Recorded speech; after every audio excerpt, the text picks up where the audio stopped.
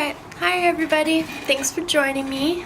My name is Carly, and today I'm going to be sharing with you my theories and philosophy, I guess, on three different things. We're going to have three major topics here. So the first is why Venus is the planet of love and Mars is the planet of like aggression, action, things of that nature. And if you're into astrology at all, you can look this kind of stuff up, and I'm going to actually tell you why I believe those planets have those energies. Because I know some people look at astrology stuff and it's like, where the hell did that come up, you know? How do you know that Venus is a planet of love? How do you know this stuff, you know? So I'm going to tell you my theory on why that is. And then the second thing is I'm going to give you a psychology kind of tip. It's not necessarily in a book. It's kind of something I just have made up from living and seeing how people work and how myself works. And so I'm going to share one tip right now with you. We'll just start this off slow, start it off very simple, so one tip. And then the third thing, I'm going to give you kind of an introduction of sorts into the language of the universe, how the universe speaks to you and gives you messages, basically. Alright, so let's go ahead and get started. So, with Venus being the planet of love, alright, so if you think about creation as just blackness, think of like just black, whatever, just black. So it's kind of nothing but something. It's chaos. There's no organization to it whatsoever. It's just black. Nobody can see what's in that blackness, because like you know with like art, black is the mixture of all the colors. So there's a whole lot of colors in blackness in the beginning of the universe, basically, that you can't see. You can't decipher what colors are in that blackness. It's just black. It's all mixed together. It's chaos. So, why I think that Venus is the planet of love is because in order to decipher what's in this blackness, you gotta take pieces out. And that's what I think like planets kind of are. They're kind of their own world of just maybe one or two colors, ideas that the universe is trying to understand. It's trying to bring it to the light. It's trying to flip that light switch and see what that color is instead of just not being able to see it because it's just dark, you know? And so I think that that's what planets are. Venus, we're talking about right now, the planet of love. So what I think happened, my theory, is that Venus was inhabited by beings, you know? Because really we're just a vessel. We're not these bodies. This is just like a vehicle that you use to do what we need to do here on Earth, whatever, so a vessel. So Venus had beings, bodies, not necessarily humans, not necessarily animals, just God, there's so many kinds of beings there could be, you know?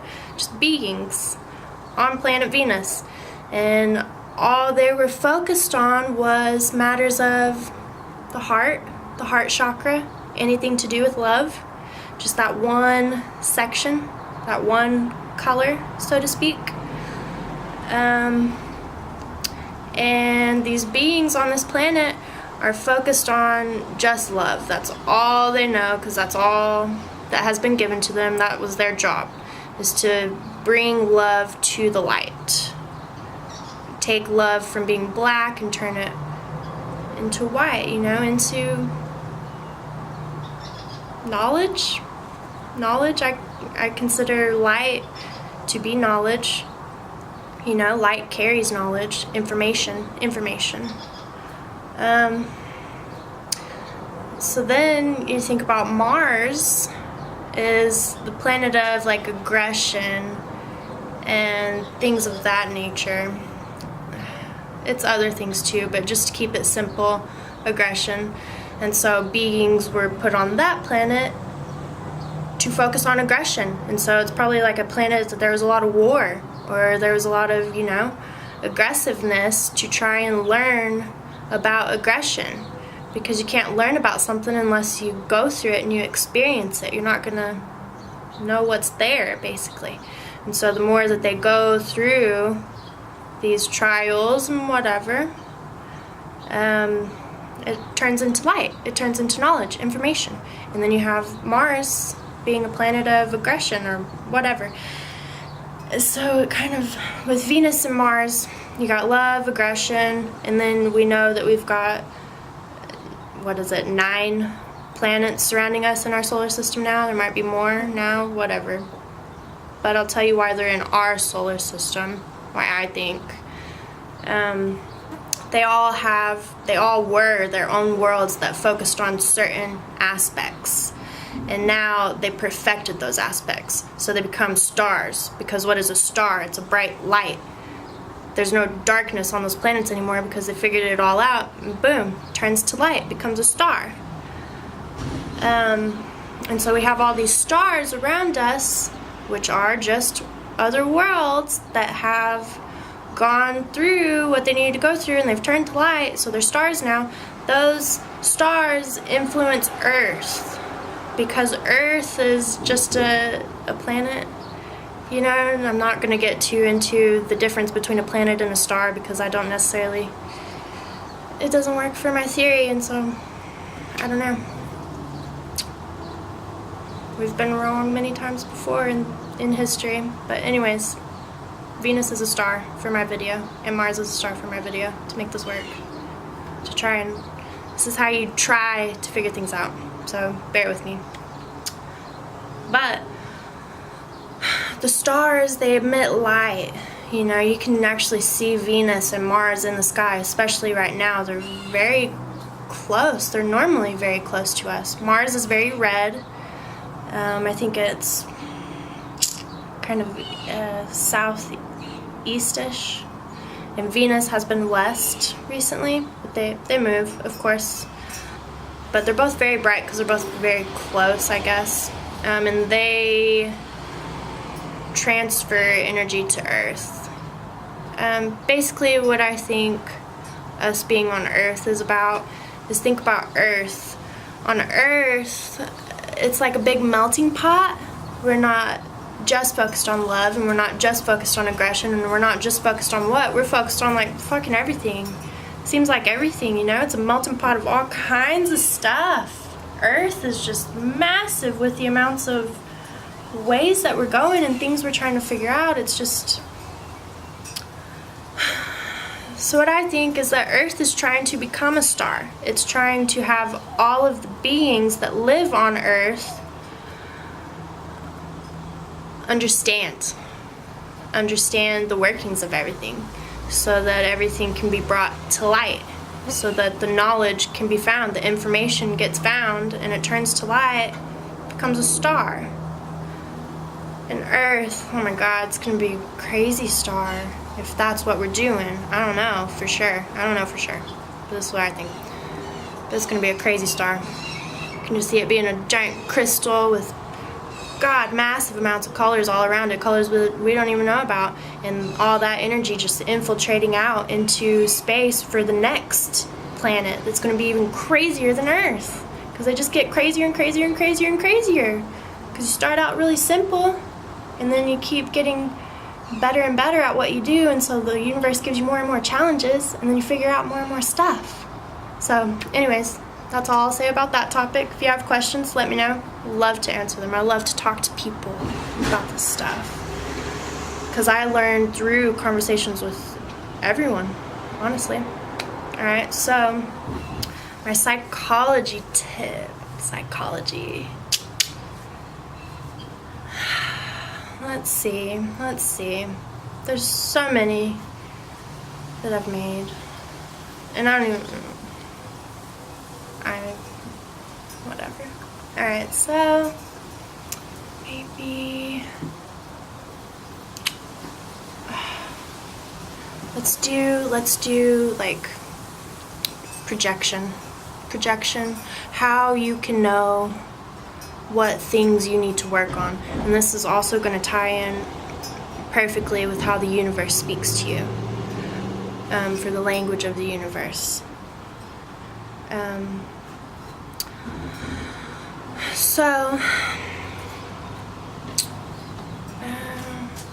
where do I start?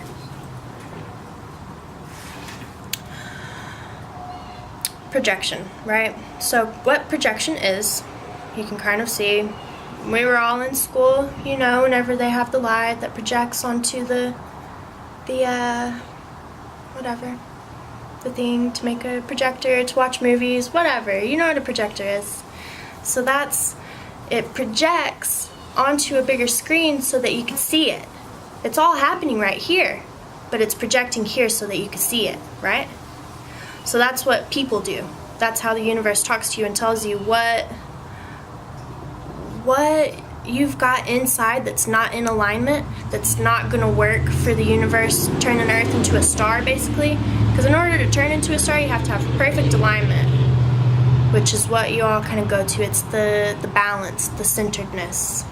And that's what locks all the energies in, like lines up all your chakras, however you want to put it. And makes the light come through, you know? It just makes a star. Whenever everything is aligned and everything is balanced, you make a star. Boom, it shines all the light. So with the projector, with what's happening here and it's projecting onto the screen for someone to see it, the universe is always trying to get you to align yourself, because that's what we're all working towards. We're trying to turn this Earth into a star and move on to the next. So, say this is person 1, and let me see if I can figure out an example. Say this person tells this person, because this will be a person, these are 2 people, but this one is like the screen, okay? 2 people. This one ends up being the screen for this projection. So, say this person tells this person,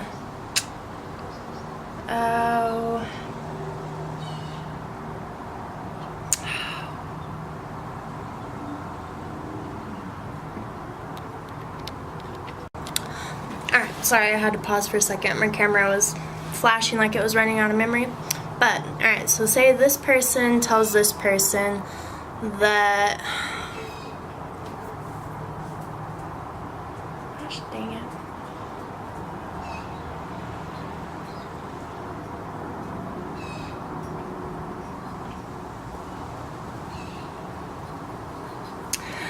That this person should change something. This person is telling this person that it should change something.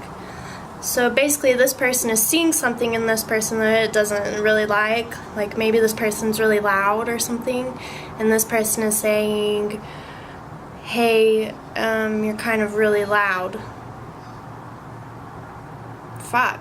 This has happened to me recently, so I'm gonna figure this out for me too. Alright, so let's keep this going. So this person's telling this person they're really loud. What does that mean? Well, this person may be really loud, but you gotta see, why is it irritating this person?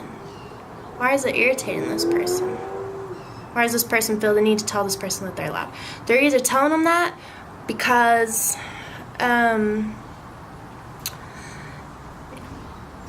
it's a trait that they wish they had. It's very subconscious. They're telling this person they're loud because it's a trait that they wish they had.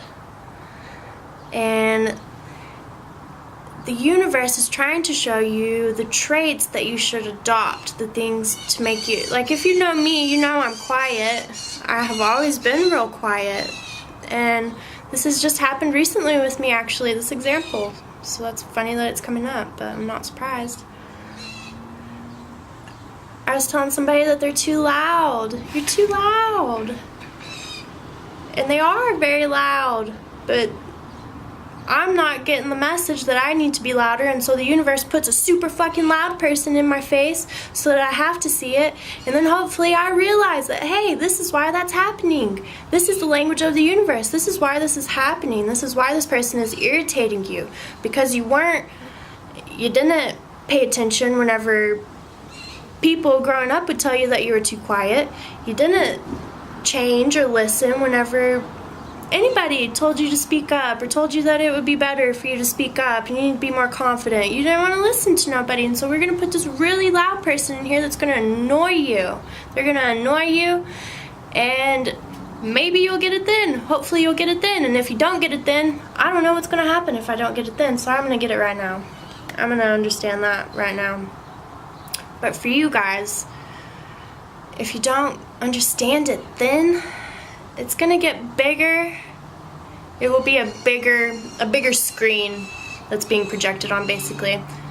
You know, because if you're not seeing it on this size screen, then it's gonna give you a bigger screen, and then a bigger screen, and then a bigger, until you can see it and understand that that's what's happening. So that's how to master your own psychology, I guess. So once you master your own psychology, then you kind of know everything, but do you ever really master your own psychology? I guess eventually, maybe. Alright, so that's kind of my intro to the language of the universe and the psychology tips. So, I don't know. I think that was a good first video. Y'all can let me know if you have any questions, and I'm gonna keep brainstorming and stuff, but thank you for watching. Really glad to have you here. Thanks. Stay tuned.